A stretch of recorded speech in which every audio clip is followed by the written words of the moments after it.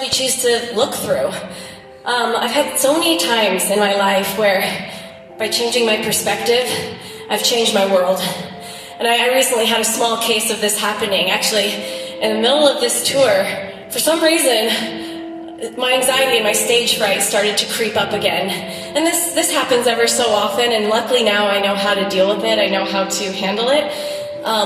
But in years past, sometimes it's become a huge struggle before I really understood it. And I remember one time when I was really sinking low in a tour, just feeling like I wasn't enough, feeling like my audiences were probably all so disappointed after they came to the shows. One day I was talking to my therapist about this, and she was like, "Lindsay, is this your dream?" And I was like, "Yes, I've always wanted to do this." And she was like, "Well, it's too bad you're missing it." And yeah, that hurt. You gotta love therapy. You're paying for people to insult you. It's great. But she told me something that I'll never forget. She was like, "Lindsay, when you're practicing, you can be hard on yourself. When you're in rehearsals, you can worry about trying to be perfect. But when you walk on that stage, your perspective has to change. It's suddenly not about what everybody thinks of you. It's not about if you think they're judging you. It's not about trying to be perfect." She's like, "You get to go out there and you get to give the best you can. You get to give your heart. You get to give a gift to all the people that come to your shows.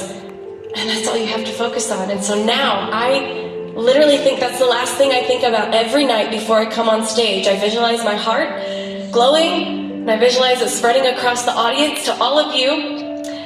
And I just remind myself, and especially if I catch myself starting to spiral mid-show because I'm like, "Oh no, I made a mistake," or "Oh no, I'm not being as good as I wish I was," I stop and I say, all you have to do is give a gift.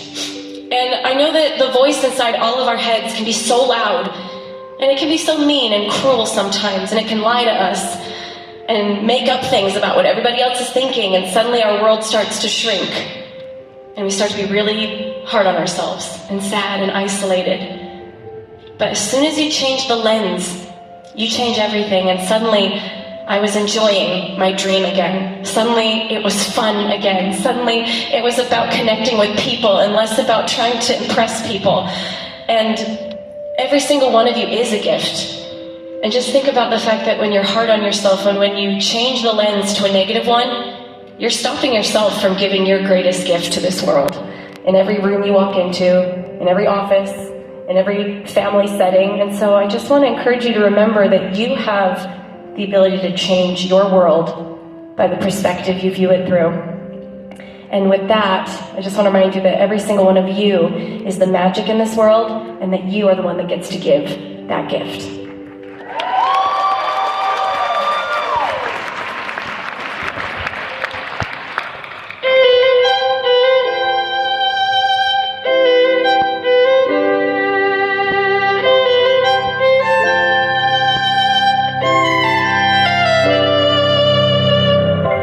Presents wrapped in gifts they hide. The dreams are wrapped in boxes. Would we keep them locked inside?